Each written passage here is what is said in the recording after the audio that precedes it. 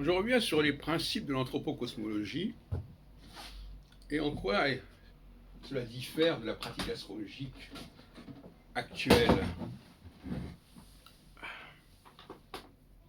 Je dirais qu'il y a trois principes à respecter en anthropocosmologie.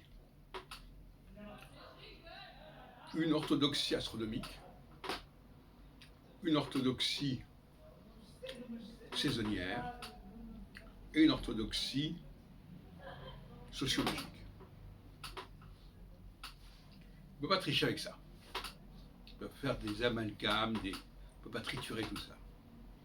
L'orthodoxie astronomique, ça consiste tout simplement à considérer un cycle planétaire. Parce que combiner deux cycles planétaires, c'est déjà bizarre astronomiquement.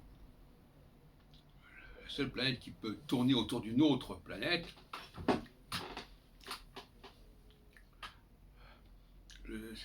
c'est le Soleil qui tourne, autour duquel les planètes tournent. Les planètes ne tournent pas autour les unes des autres. Donc déjà, c'est une aberration de parler d'une conjonction Saturne-Neptune qui ne veut rien dire. On peut la calculer, mais elle ne correspond à rien du tout sur le plan astronomique. Saturne ne tourne pas autour de Neptune. Bon. En revanche, la Lune tourne autour de la Terre tourne autour du Soleil, etc. Et Jupiter tourne autour du Soleil. Mais il ne tourne pas autour d'une autre planète. Deuxième orthodoxie à respecter, le cycle des saisons. Le cycle des saisons, au contraire, c'est avant tout les axes équinoxiaux et solsticiaux. Tous les autres découpages sont des subdivisions complètement artificielles, qui donc n'ont pas de raison d'être, qui n'ont pas lieu d'être. Et troisième principe, l'orthodoxie sociologique, c'est-à-dire la vraisemblance sociologique, je veux dire, la vraisemblance historique, à savoir qu'il est évident qu'on n'a pas une douzaine de cas de figure. Il n'y a pas 12 signes zodiacaux, il n'y a pas 10 types planétaires dans la réalité sociologique. Donc là aussi, il faut arrêter. Il faut arrêter. Il y a ce que nous pouvons observer, ce que les gens peuvent observer. On peut observer la lutte des classes, par exemple. Ça, c'est quelque chose qu'on peut observer.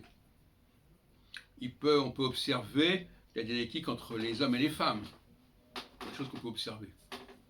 Mais le reste, c'est des esbroufs, c'est de la poudre aux yeux. Ça ne veut rien dire, ça ne correspond à rien. Donc là aussi, si on ne respecte pas cette dialectique, cette dualité sociologique, cette dialectique astronomique, cette dialectique saisonnière, tropique, eh bien, on s'éloigne de l'anthropocosmologie, à ses risques et périls.